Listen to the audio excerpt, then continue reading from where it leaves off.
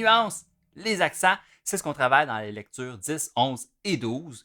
Lecture 10, c'est les nuances, donc piano, pianissimo, fortissimo, les crescendo et décrescendo. Lecture 11, c'est les accents. Et lecture 12, on mélange tout ça. Quand on fait nos nuances, quand on fait nos accents, c'est important de les exagérer. Donc, il ne faut pas que je fasse comme mon piano, c'est ça. Mon fortissimo, c'est ça.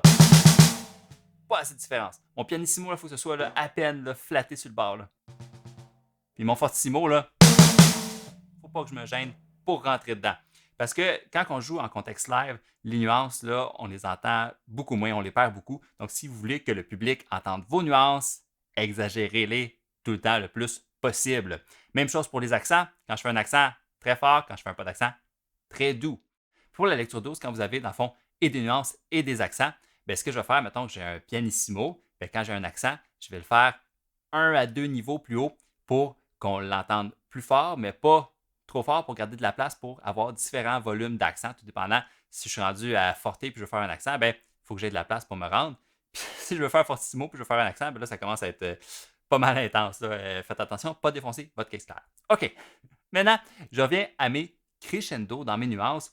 Faites attention, quand vous avez un crescendo, surtout quand il est très long, de garder du jus pour tout le long du crescendo. Comme par exemple le B, qui est un décrescendo dans la lecture 10, pendant 4 mesures.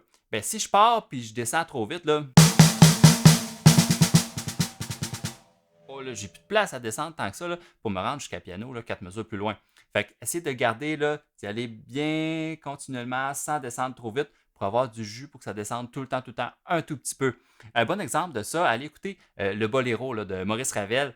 C'est une ligne de Kessler là, relativement simple, répétitive, en boucle, tout le long de la tune, mais c'est un crescendo qui dure genre 10 minutes. Donc, il faut se garder du jus et avoir beaucoup de contrôle pour que nos nuances fassent juste grimper un tout petit peu graduellement sans arrêt du début jusqu'à la fin. Un bon exercice que vous pouvez faire avec ça, c'est par exemple, vous prenez n'importe quelle lecture 3, vous dites je fais la lecture 3 au complet, du début jusqu'à la fin, mais je pars pianissimo au début, puis à la fin je me rends fortissimo, puis j'essaie de faire un crescendo graduel à l'intérieur de ça, ou l'inverse, un décrescendo graduel à l'intérieur de ça. Donc ça, c'est pour mes crescendo et décrescendo. Les accents aussi, je peux m'amuser, je peux faire là, toutes ces lectures-là comme telles, les pratiquer en alternant, ou même je peux aller chercher mes coups doubles à travers de ça. Par exemple, lecture 11, je peux faire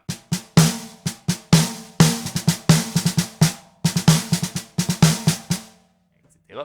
Ou je peux alterner en partant de la droite, alterner en partant de la gauche.